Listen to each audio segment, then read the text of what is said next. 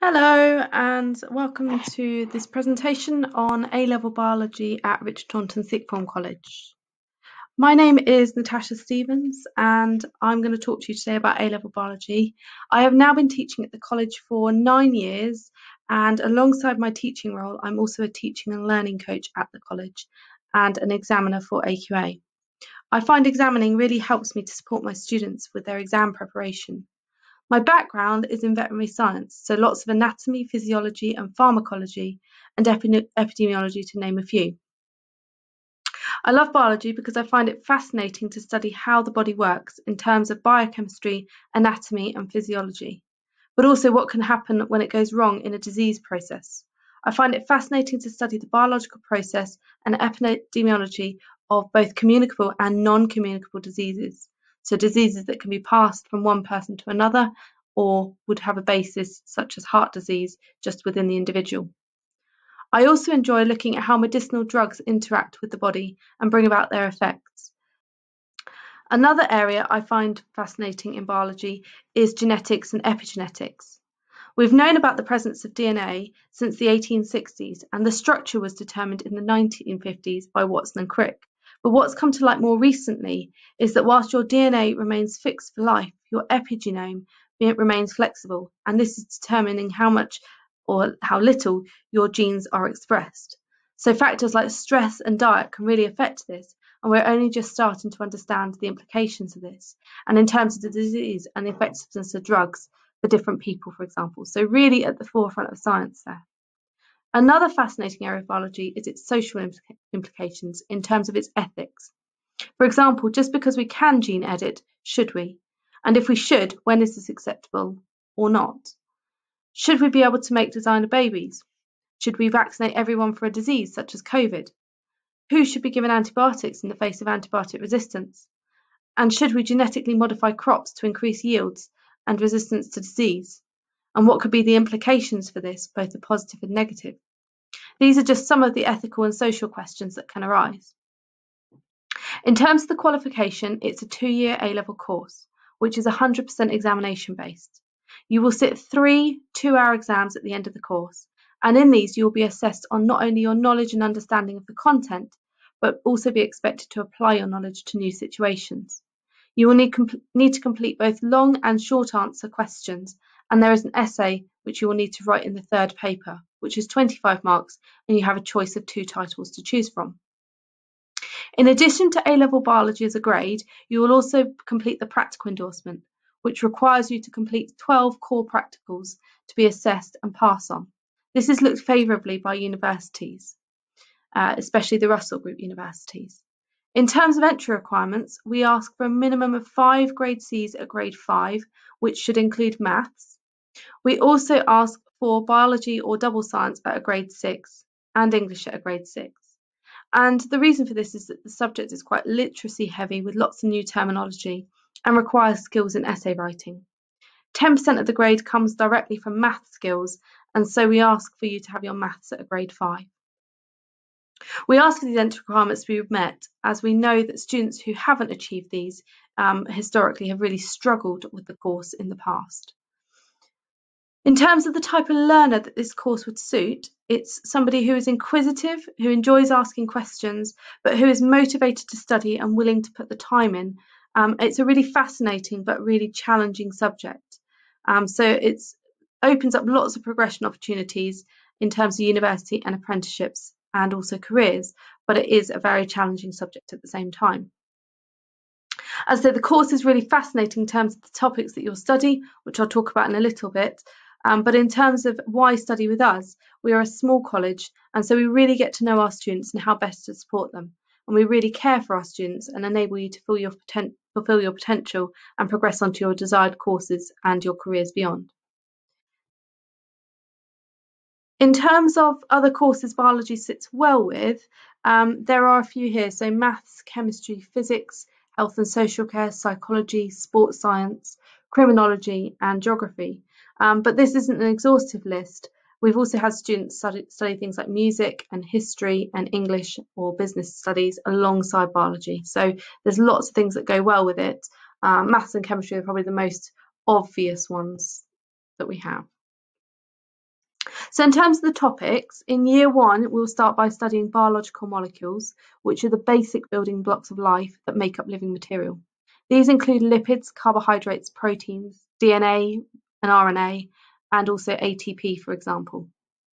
We will then start to look at cells and cell ultrastructure, and from this we will look at how we can study cells using microscopy and cell fractionation as examples. We will study how transport across the membranes occur, and this is fundamental to our understanding in later topics such as absorption in the gut or diffusion of gases in the lungs. We will look at how cells can divide by mitosis and the implications of this if it's left unchecked in terms of cancer and their treatments. We look at immunity and our body's defences in terms of phagocytosis, T and B cell responses, antibodies, and how we can use vaccines to artificially induce immunity and protect populations or the individual.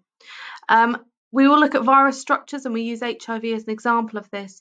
So looking at the structure of HIV will be part of the course. We will then look at exchange and transport systems, and this topic includes digestion and absorption in the gut, as well as looking at gaseous exchange and circulatory systems.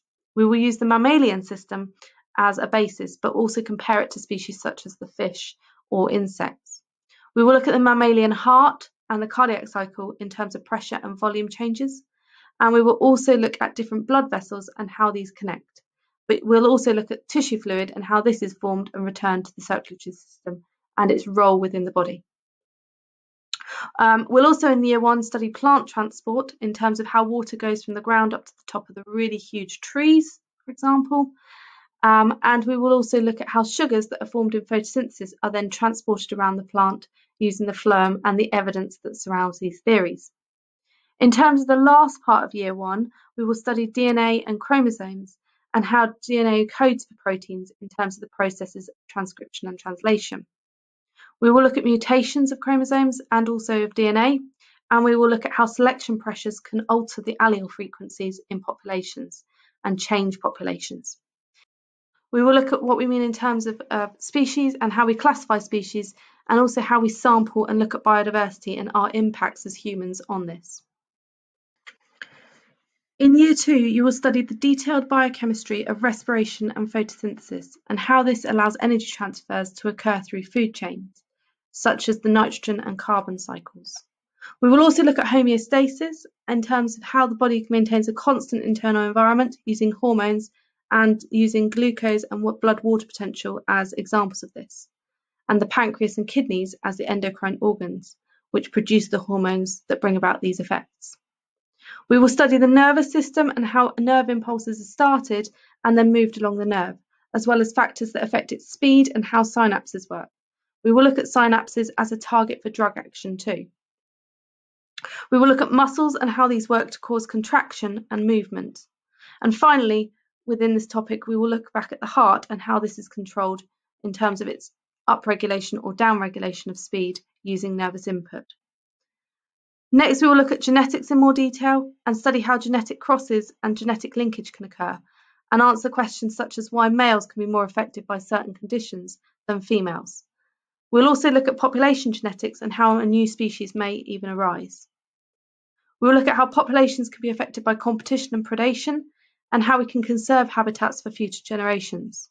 Another fascinating topic is gene expression, and how this could lead to changes in gene expression and its implications in things such as cancer. Lastly, we will look at DNA technology and its uses and impacts on us. We will look at the processes involved and how we locate genes causing disease, for example, and how we then might treat these diseases, but also the role of genetic counsellor and how this is to advise you on issues as to whether you should have children, for example, if you know you carry a genetic condition, or whether you should have a preventative procedure such as a mastectomy if you carry the BRCA gene, and how genetic fingerprinting in DNA testing can be used for crimes and parentage testing. So there's some really interesting and varied topics, and just sort of thinking about the variety within there. I will point out that A-level or level 3 study is a step up from GCSE, and you will be expected to work really hard outside of lessons and work independently. We expect you to also do pre-reading before the topics that we cover. In terms of skills, we don't just try and teach you the content of biology, we also try and teach you practical skills and essay writing skills, as well as data and math skills and researching skills, and looking at data and analysing it and evaluating it, looking at different studies and evaluating those. So we don't just try and teach you the content of the actual biology, but also skills that you can take onto university. We have a range of different enrichment opportunities for you to study within biology. So we run Operating Theatre Live, where we actually set up the hall as an operating theatre, and you get to experience that for the day. We also have an under 21 student governor position at the University Hospital of Southampton. So this is a position where the students can take on the role to sit on the board of governors and really look at the decisions that are being taken by the hospital. We have opportunities such as the Brilliant Club, as well as links with the universities of Southampton and Oxford, for example. We have the HE Plus programme, which has been really useful with lots of lectures and residential opportunities. And we have lots of talks from external speakers. So lots of opportunities to experience different things and really open your mind to different possible careers that might be of interest to you. In terms of progression, there's lots of university options out there. So I've listed a few here. The obvious one is biology to go on to, but you've got biochemistry. We've had students go on to medical genetics, medicine, nursing, veterinary, oceanography, marine biology, microbiology, zoology, food science, education and teaching, dentistry, physiotherapy, midwifery, pharmacology, and that's just a few of them. And obviously, because of the transferable skills, actually it opens up lots and lots of opportunities to other courses that are not specifically biology related. In terms of the career options, I've listed a few here. So there's the more obvious ones, but perhaps less obvious ones: careers in research, public health advisors, working for the Environment Agency, working as a genetic counsellor or an oceanographer, working as a microbiologist or virologist, working in food science. I've said a teacher already, and thinking about physiotherapist, pharmacologist, midwifery, as we've said. So lots and lots of different ones that you could go into. We really do try and support our students to go on to the degrees or courses and careers that they want to. And we have lots of support through the tutorial system and also the UCAS champions to really give you support, as well as the different enrichment activities as well. So in terms of biology in the real world, I mean, biology is everywhere in the real world. I think we've seen that more and more recently in terms of COVID. So in terms of the research of the disease that's out there, in terms of the treatments and the testing that's available, but also in terms of drug discovery and drug safety, not just for COVID, but for many, many different drugs that are out there for different conditions. We have got the idea of obesity has been in the news and its effects. So looking at how obesity might impact on other diseases that might be around, and also thinking of things like BSE and disease surveillance. Only recently has it been that British beef has been allowed back in the US markets, and that was following the BSE crisis 20 years ago. So that's been in the news more recently. Lots of things around DNA technology and DNA editing, and very often this comes up as should we edit or shouldn't we edit, and where the rules are around that.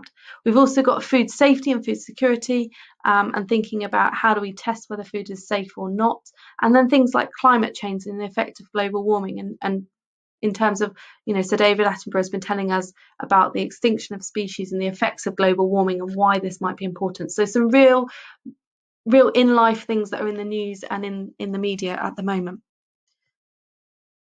So hopefully that's been helpful. I'm just going to highlight here that we have got information. So if you need to get in touch with us because you want to ask some more questions, or you want to know more about the course, something that I haven't perhaps thought of there, please do get in contact and let us know. I hope that's been as helpful as possible. Thank you for listening. Bye bye.